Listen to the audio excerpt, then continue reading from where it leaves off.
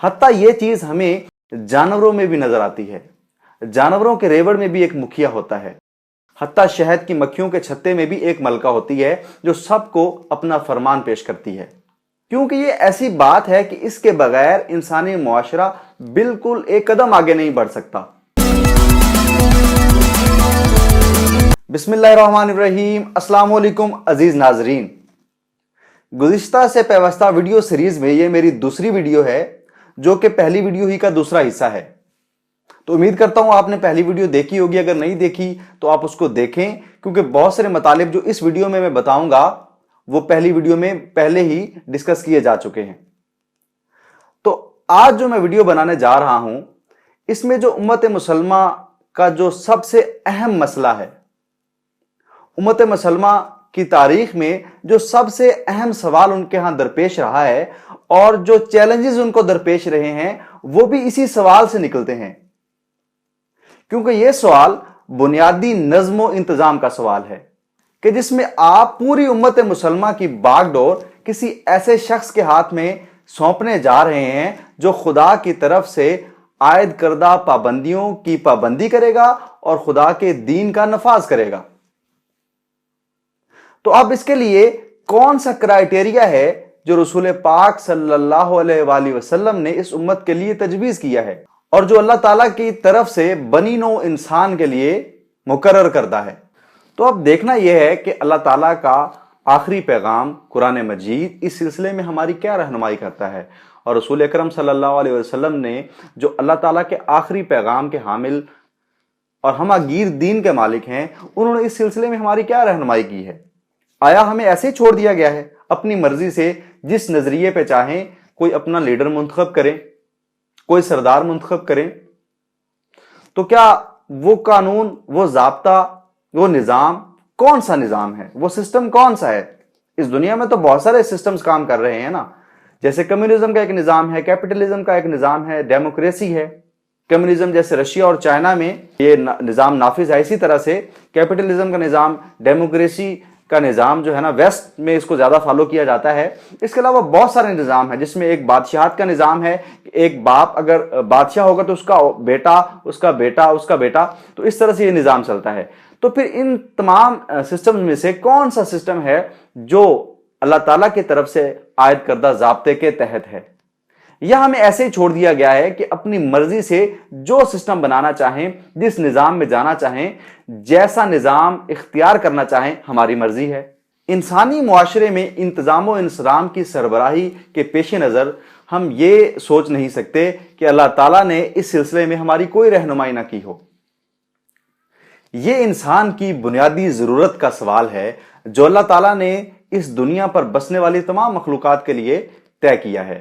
اللہ تعالیٰ کے تمام قوانین اور ضابطے ہر ایک سپیشی کے لیے، ہر ایک مخلوق کے لیے، ہر ایک گروہ کے لیے ہیں۔ حتیٰ یہ چیز ہمیں جانوروں میں بھی نظر آتی ہے۔ جانوروں کے ریوڑ میں بھی ایک مکھیا ہوتا ہے۔ حتیٰ شہد کی مکھیوں کے چھتے میں بھی ایک ملکہ ہوتی ہے جو سب کو اپنا فرمان پیش کرتی ہے، کیونکہ یہ ایسی بات ہے کہ اس کے بغیر انسانی معاشرہ بالکل ایک قدم آگے نہیں بڑھ سکتا۔ مثال کے طور پہ جیسے ہمارے پاکستان میں ایک گاؤں میں ایک نمبردار ہوتا ہے، یہ تو ہے تو انگریزوں کا بنایا ہوا سسٹم، لیکن میں ایک مثال کے طور پہ آپ کو عرض کرنا چاہ رہا ہوں، ایک آپ کو جھلک دکھانا چاہ رہا ہوں کہ اگر یہ چیزیں نہ ہوں تو پھر اس کے مد مقابل جو معاشرہ تخلیق پائے گا وہ کیسا بے مہار معاشرہ ہوگا۔ تو جیسے نمبردار ہوتا ہے، اسی طرح سے اگر سکول میں پرنسپل نہ ہو، گاؤں میں نمبردار نہ ہو، اسی طرح سے اگر آرمی چیف نہ ہو تو فوج کا ادارہ کیا قائم رہ سکتا ہے؟ پھر تو جس کو اپنا دشمن سمجھے گا اس کو گولی سے اڑا دے گا، تو ہر طرف انتشار پھیل جائے گا۔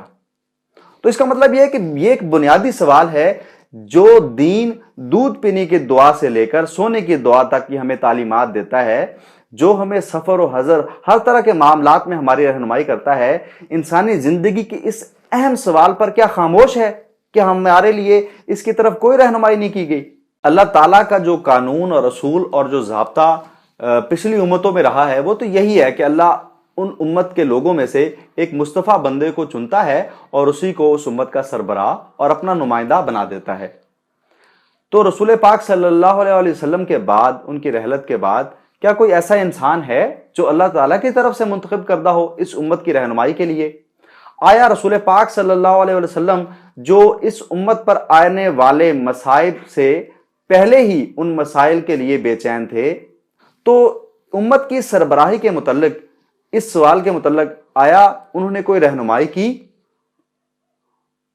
اس سلسلے میں امت کے دو بڑے نظریات ہیں جس نے امت کو دو بڑے حصوں میں تقسیم کر دیا، ایک اہل تشیع اور ایک اہل سنت۔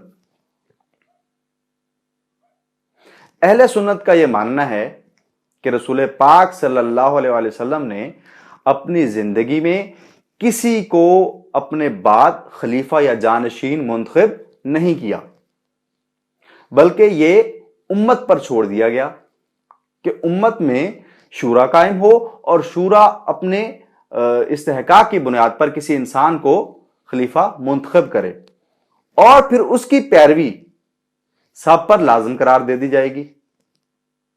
جبکہ اس کے برخلاف اہل تشیع اس عقیدے کے حامل ہیں کہ رسول پاک صلی اللہ علیہ وسلم نے نہ صرف حضرت علی علیہ السلام کو منتخب کیا بلکہ ساری امت کو بتا کے گئے کہ میرے بعد یہی خلیفہ، یہی میرا جانشین ہے۔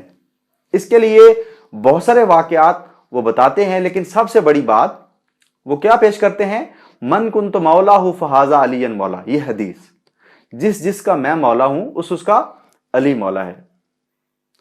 امت میں رہبری اور سرداری اور خلافت کے مسئلے کو ہم ایسے چھوڑ نہیں سکتے، کیونکہ یہ انسان کی بنیادی ضرورت ہے، اور ابھی تک ہمیں جتنے مسائل درپیش رہے ہیں اسی ایک ضرورت کی وجہ سے ہیں۔ اگر یہ مسئلہ حل ہو جائے تو تمام امت میں ایک تو اتحاد ہو جائے گا، اتفاق ہو جائے گا، اور دوسرا یہ جو انتشار نظر آ رہا ہے ہماری امت میں، جو جدھر چاہتا ہے ادھر رخ کیے ہوئے ہے، کتنے گروہ بن چکے ہیں اور ہر ایک اپنے آپ کو تو ٹھیک سمجھتا ہے جبکہ دوسرے کو بدعتی یا خدا نخواستہ دین اسلام سے خارج سمجھتا ہے۔